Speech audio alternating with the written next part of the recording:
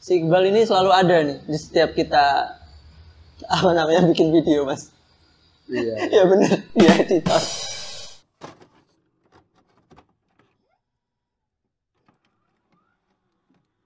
Oke, balik lagi. Oke, lanjut lagi untuk pertanyaan ini. Pertanyaan terakhir. Oke, untuk teman-teman semua yang ingin tanya atau kirim pertanyaan, silahkan kirim pertanyaan ke email kita di bawah nantinya. Ya Mas Iqbal ya, nanti minta tolong diisi lagi atau di deskripsi kita ada ya. Terus kemudian untuk pengen apa Mas? Untuk kirim di Instagram kita bisa. Email bisa. Email bisa, Instagram bisa. Nanti di deskripsi ada untuk mengirim pertanyaan ada di situ semua. Dan terima kasih untuk teman-teman yang sudah kirim pertanyaan-pertanyaan itu ya. Jangan merasa kecil hati kalau misalkan pertanyaannya belum kita upkan di sini ya, belum kita keluarkan di sini, belum kita jawab di sini. Pasti kita akan jawab semuanya ya, satu persatu kita akan pilah ya Mas ya. Kita pilah dulu, kita susun dulu, kemudian pasti kita akan munculkan di sini atau kita akan tayangkan. Oke, yang terakhir tak bacain ya. Boleh, silakan Mas Raffi. Ini Kak, gimana caranya bedain teman yang benar-benar baik dan yang hanya baik saat di depan kita saja? Pada intinya dia pengen tahu temen yang benar-benar baik itu seperti apa, itu ya intinya Mas. Gitu. Secara singkatnya kayak gitu ya. Oke, buat yang ngirim pertanyaan ini, lu belum bisa bedakan temen yang benar-benar baik ya ternyata. Oke, kita jawab. Kalau menurut dari saya pribadi, ya ini untuk jawab gimana caranya bedakan temen yang benar-benar baik. Kenapa mendadak sampai pusing gitu Mas? Ya. Oke. Untuk membedakan teman yang benar-benar baik atau sekedar baik atau sejatinya di depan kita baik tapi di belakang kita busuk, ya itu kalau saya satu hal. Saat dia ngeritik kita di depan kita, ngomong keburukan kita di depan kita, langsung intinya ngasih tahu, ngasih saran, ya Mas ya, di depan kita. Itu dia yang benar-benar baik. Itu bukan yang malah menurut kalian buruk ya. Enggak. Dia berusaha menyadarkan kita agar kita bisa lebih baik. Dan dia mengoreksi kita dan memberikan solusi gimana caranya kita untuk bisa lebih baik. Namun ada yang biasanya muji kita di depan kita atau mungkin dia itu di depan kita baik banget, apapun yang kita lakukan dipuji atau apapun lah intinya. Tapi ternyata di belakang dia.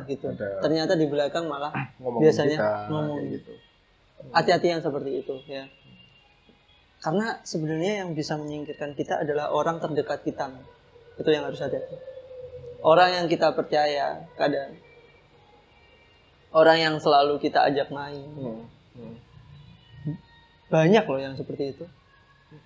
Iya. Nusuk sendiri temen nusuk kita dari belakang itu banyak. Tinggal bagaimana kita bisa menyikapi lah intinya, gimana kita kalau misalkan berteman itu ada sesuatu yang kita bisa ceritakan, ada yang tidak perlu kita ceritakan, ada yang perlu mereka tahu, ada yang hanya kita saja yang tahu gitu.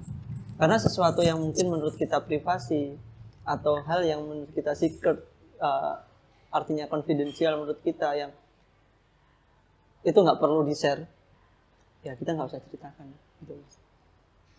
Takutnya yang di depan kita baik itu diumbar di belakang, ya kan? Mampus kita di belakang Mas, ya kan?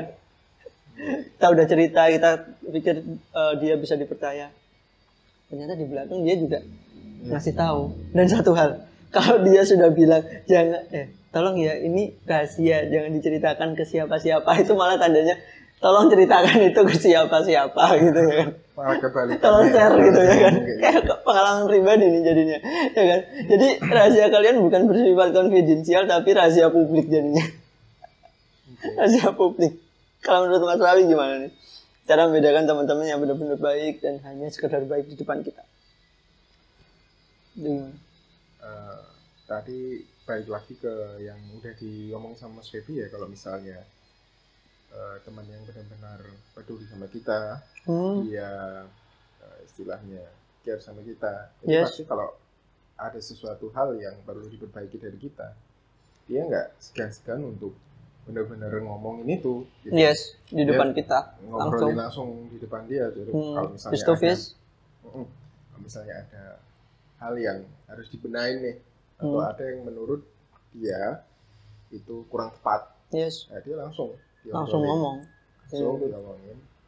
Soalnya kan itu juga untuk kebaikan kita juga, koreksi dari teman-teman, koreksi dari orang lain, itu untuk kebaikan kita juga gitu.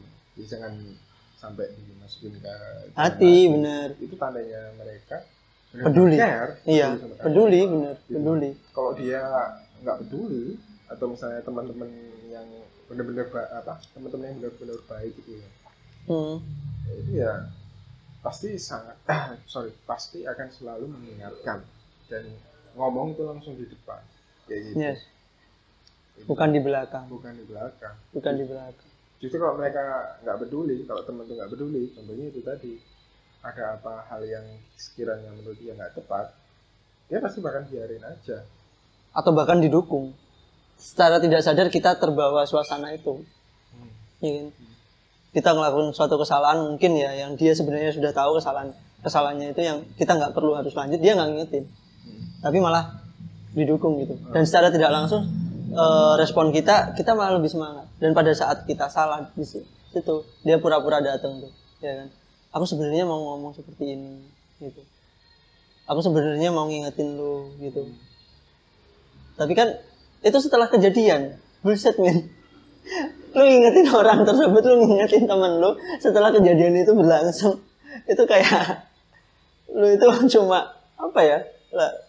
Gue ngomong itu sia-sia gitu loh. Kenapa nggak dari awal gitu? Kalau lu niat mau ngomong, mau benerin dia, lu ngomong dari awal, bukan setelah kejadian kan? Bukan setelah temen lu itu ngalaminya baru aku dulu mau ngomong seperti ini. Bullshit men, nggak akan bisa diulang. Bener nggak Mas? Ya kan? Kecuali kalau ternyata lu udah ngingetin dia dan ternyata dia tetap jalan dengan kokoh pendiriannya itu, dan dia terjerumus itu, beda lagi dengan itu konsepnya itu ya. Tapi kalau ternyata awalnya lu sebenarnya tahu, tapi lu ngebiarin dia dan biar dia ngerasain dulu, terus lu datang di saat dia secara bullshit banget men. Lu nggak akan merubah keadaan, bikin sesel ada gitu. Yang lebih baik lu hibur dia aja sih kalau misalnya seperti itu. Kalau udah terlanjur Mas, gimana? Pasti kelihatan kok, nggak usah bingung. Pasti kelihatan. Pasti ada bedanya. Gitu. Jadi yang paling perlu waspadai yaitu tadi, orang-orang yang benar-benar atau teman-teman yang di depannya baik, terus di belakang kita jelek-jelekin kita. Nah, mungkin yang perlu diwaspadai kayak gitu juga sih. Benar. Itu menurut Mas. Kalau udah tahu ada teman-teman yang kayak gitu, dijauhin aja. Soalnya ya ngasih energi negatif aja kita. Iya sih sebenarnya. Jadi kita mending ditinggal aja udah, nggak usah dipikir. Kalau dari saya sih nggak ditinggal sih Mas. Ya wis kita temenan biasa aja, nggak perlu se-fleksibel atau mungkin totalitas seperti kalian temenan sama yang bener-bener teman kalian itu gitu loh. Jadi biasa temen-temenin biasa gitu. Dia ngobrol ya jawab, enggak ya udah gitu aja. Intinya gitu. Kalau lu udah tahu kalau dia kenyataannya kayak gitu ya. Dan jangan ada kejadian yang sama terulang kembali. Misalnya lu udah cerita sama dia, ternyata dia bukan cerita lu dan nusuk dari belakang lu. Lu suatu saat mungkin dia lu anggap sudah berubah, lu cerita lagi, enggak akan semudah itu. Ya. Gitu ya Mas ya. Karena yang tulus nantinya akan tetap kelihatan ya Mas ya. Tetap. Ya. Dan yang modus cuma deketin doang, cuma teman-teman doang, manfaatin lu atau apa, itu juga akan kelihatan gitu loh. Seiring waktu, semua butuh proses ya, yang pasti itu. Dalam sebuah proses itu lo akan tahu mana teman-teman yang selalu ada buat lo. Ya, saya pasti punya nih, ya kan, teman-teman yang selalu ada gitu. Si Iqbal ini selalu ada nih di setiap kita apa namanya bikin video, Mas. Iya. Ya benar, dia editor.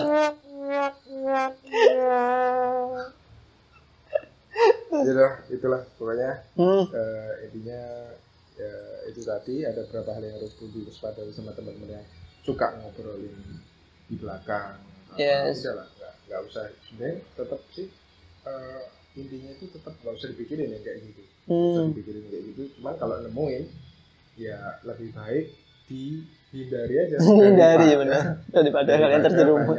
Hal negatif yang bakalan datang. Gitu. Yes. Kalau misalkan ya ini aja sih, kalau misalkan mau cerita yang bersifat konfidensial atau yang bersifat rahasia ya, yang mungkin hanya pengen kalian tahu apa namanya, yang mungkin pengen kalian simpan tapi tetap kalian pengen ceritakan ya. Kalau tidak ada bahu untuk bersandar, masih ada lantai untuk bersujud ya Mas ya, kayak gitu. Dalamnya kayak gitu, dan juga masih ada kita di sini yang siap nampung masalah kalian. Sekalian promo, ketika tidak ada bahu untuk bersandar dan setelah kalian sudah bersujud, kalian tetap ingin cerita, silakan cerita di kita akan tayangkan di sini, atau kalian kita akan undang ke studio kita, atau kita nongkrong bareng di kafe-kafe terdekat ya, yang ataupun sponsor kita yang mungkin sudah ngasih kita tempat ya, seperti Limang Coffee ya Mas ya, dan juga Paco Cafe ya, kalian bisa datang gitu. Kita undang bareng-bareng di sini, kita clearin masalahnya, kita obrolin. Barangkali di luar sana ada yang sama masalahnya, gitu. Ya. Oke, udah cukup ya. Sudah waktu menunjukkan sudah malam, mau menjelang malam. Oke, kita tutup dulu ya, Mas Iqbal. Oke, buat teman-teman semua jangan lupa tonton video ini sampai habis, dan jika video ini teman-teman suka, jangan lupa like, komen, dan share ke teman-teman kalian semua. Dan jangan lupa teman-teman subscribe agar video ini bisa terus berkembang, channel ini terus bisa berkembang. Dan juga satu hal, jangan lupa lonceng notifikasinya agar teman-teman tidak ketinggalan tuh video-video baru dari kita. Oke, akhir kata dari saya Febian. Saya Tarawi. Sampai ketemu lagi di channel di video berikutnya di Seperempat Jalan, ketika angka memaksamu dewasa.